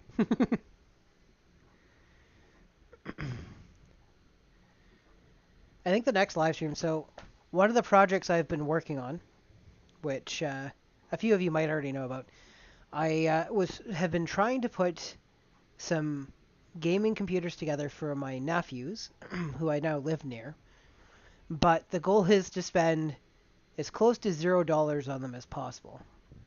So the first iteration was to build them one PC that they could play on, using as many spare parts as I had around here. Didn't mean it was the best build that we could do, it's just what I had parts for. So I dug out a first generation i7, the 950, with a compatible motherboard, and I went through all my old GPUs and stuff. I had a drawer full of them and dug out I think it's an RX 580, an AMD graphics card, and then random RAM. It's like got 12 gigs of RAM in it, and first power supply I found that could fit it, and then old case that I had kicking around. Anyways, as I started asking around, not begging, but just saying, hey, if you see something being thrown out on the side of the street to my friends and stuff like that, it's like right after I gave them the first computer, I ended up with some pretty decent parts, like 8th and ninth generation Intel, and I've got stuff that needs repair. So like I've got a GTX 970 or 980 over there, but both the fans are shot on it. So the one thing I did pay for, I paid $12 to get replacement fans. So I'm wondering if it's like I'm gonna film it because I'm gonna be doing videos on it. It'll go on the retro channel, but I'm wondering if it's worth it to hang out here and chat with you guys and live stream repairing like repairing the card and stuff like that. I can set up a second camera, record the content that way, and use the footage. But yeah, I got a couple of Dell. They're workstations. They're not meant for gaming. There's going to be some interesting stuff with them because I can't fit a full-size power supply into them. The power supplies that are in them are not powerful enough for a GPU, and to buy a proprietary power supply that would be big enough for the GPU is like way more money than it's worth. So I've got a couple of people that are watching for scrap cases for me, because the motherboards are similar to micro ATX, like they're somewhat close to standard, but they're not. It's like two of the screws line up. So I'm going to have to, put them into new cases. I'm going to have to mark them off, drill new holes, put in new standoffs so that it'll match up. But it should be some interesting builds. I got a couple approaches. I'm gonna turn into a couple of videos because I'm gonna show like kind of making it as good of a gaming PC as it can in the original case with parts and stuff like that, and then stripping it apart. And I don't want to buy new motherboards for them or anything like that. So get a couple of scrap cases, drill some holes, and see what we can do.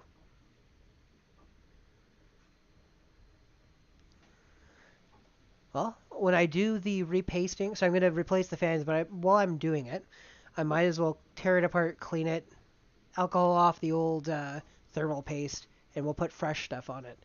I did a GTX 1080 a few weeks ago for a friend of mine. It was thermal throttle, it was 100C all the time in games.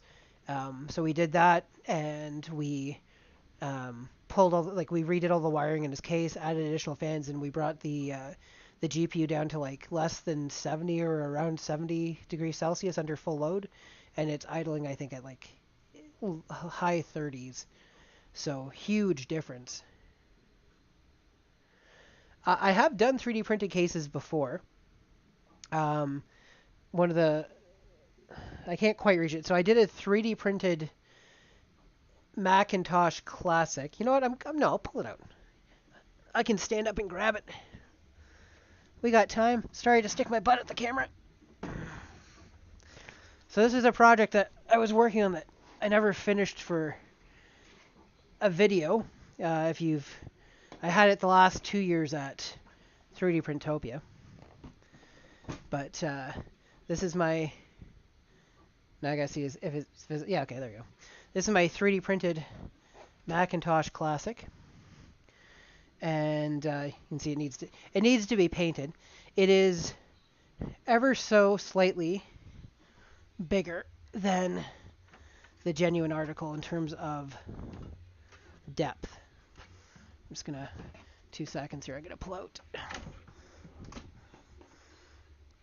There we go.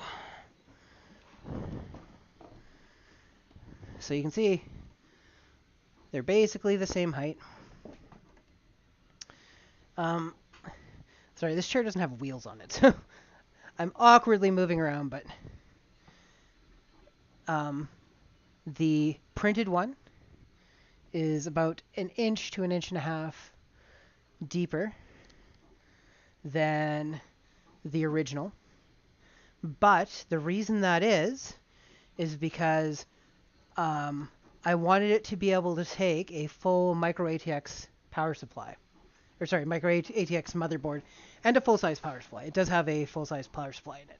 So I'll swing the background here and show you. The screen is a 2K Retina display, so it's 2056 by whatever. It's basically exactly double the resolution, I think, or 4 times the resolution of the original screen, the original CRT.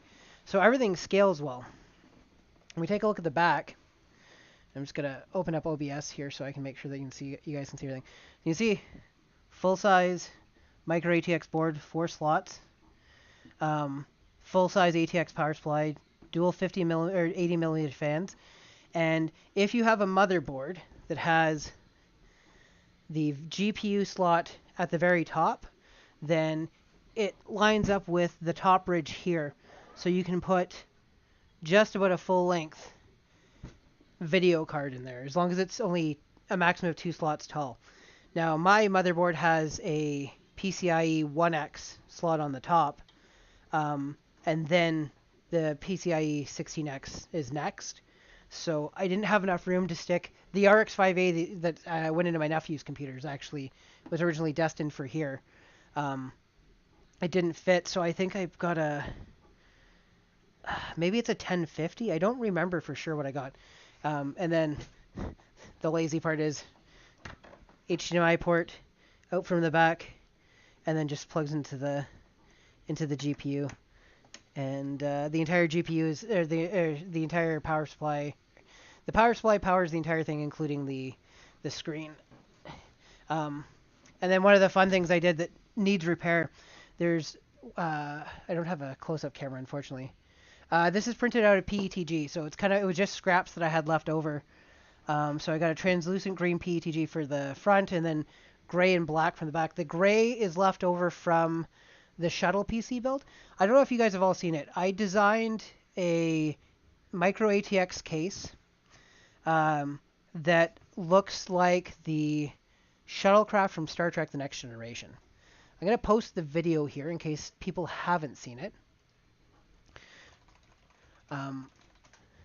But I had a bunch of scraps left over from that build, so I used a lot of that for here. It's on my Retro Check channel. But there's the link to the video. So I used the leftover gray and stuff that I had, and like that one there was also made of leftover stuff because I knew I was going to sand it and paint it, so it didn't matter what color stuff was done. So where you would normally have the Macintosh logo down here, there is a color OLED display, and then I've got a 3D printed stencil over top of it that makes it into the Macintosh Apple. But what it does on startup, or would do, it's been damaged during transit. It would fill it with rainbow and then it would make it stream. But the idea is that the Macintosh logo could change color depending on the state of the PC. If it's overheating, it can turn red. You could have it flicker with the hard drive activity. You know, whatever you can say there. And you could technically take the filter and then you just have a little OLED display there. But yeah, so that was the first PC case I did. Then I did this one, and it just hasn't had a video yet. But the idea was to build a gaming PC into the form factor of kind of the original Macintosh Classic that doesn't require special proprietary parts. And that guy was the example. Because I know lots of people have bought these guys and ripped the guts out and put modern electronics in them, but I'd prefer not to damage this one. It's still fully operational. One of the floppy drives doesn't work anymore. I can't say fully operational, but I have a SCSI hard drive interface that connects to the back of it and allows me to boot it and give it a hard drive. What's up with the printer and the line on the bed? Oh, well, That's the end of that, Benchy. I'm glad Adam was paying attention because I certainly wasn't. That's okay. It was not much to write home about.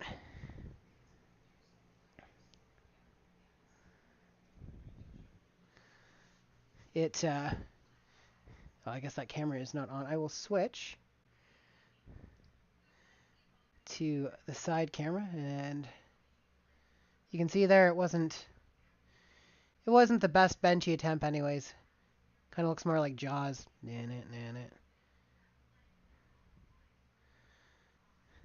Yeah. Well, I said we were going to be done by 9, and clearly, clearly that's still the way it's going to go. Hi, Vince. How are you, buddy? Yeah, no, it's bad form to link to a video during a stream because then people cut off the stream. But I'm I'm so very proud of that build. It was my first attempt to do something that was like sanded and painted. Other than I did 3D print the first blade from Supernatural, and that one turned out pretty good. But like this was the first thing I designed it from scratch, modeled up over the things, and everything fit together, and I blended in all these cool things with it, and yeah, it turned out exceptional in my opinion. And really, if you think your work's exceptional, isn't that the only opinion you need? It has been a while, Vince, and I'm actually just about to pop off. A nice little quick first stream back. This is the new filming room. It's pretty much all we need for right now. I'm looking at the wrong camera. I realize I never switched back. Boom, now we are. We can go ahead and hide Bambu Studio since it's just a big old plate of failure right now. But I want to thank all of you for hanging out with me for a couple hours. I appreciate you popping back in. Nice to know there's still some people that want to hang out with me. Won't be so long till the next one. And yeah, these streams are going to be a mix of like computer repair, 3D modeling, 3D printing. Just an excuse to hang out every couple of weeks. And I'm going to try and start getting out like at least a video a month. I've got some stuff already filmed. It's not gonna be my best stuff, but I realized that if I was waiting to be at the best, I would probably just never get back to it. So yeah, this is it. So thanks for hanging out, everybody. Feel free to reach out on me to the socials if you have any questions about anything I showed off tonight. The Macintosh will absolutely eventually get completed. The size there, I put them side by side. That's the size difference between the original and the 3D printed one. It was good to see you guys again. Yeah, exactly, Bob. Thanks. I appreciate everybody being here. And yeah, I'll see you again in a couple of weeks. Until then, have a good night.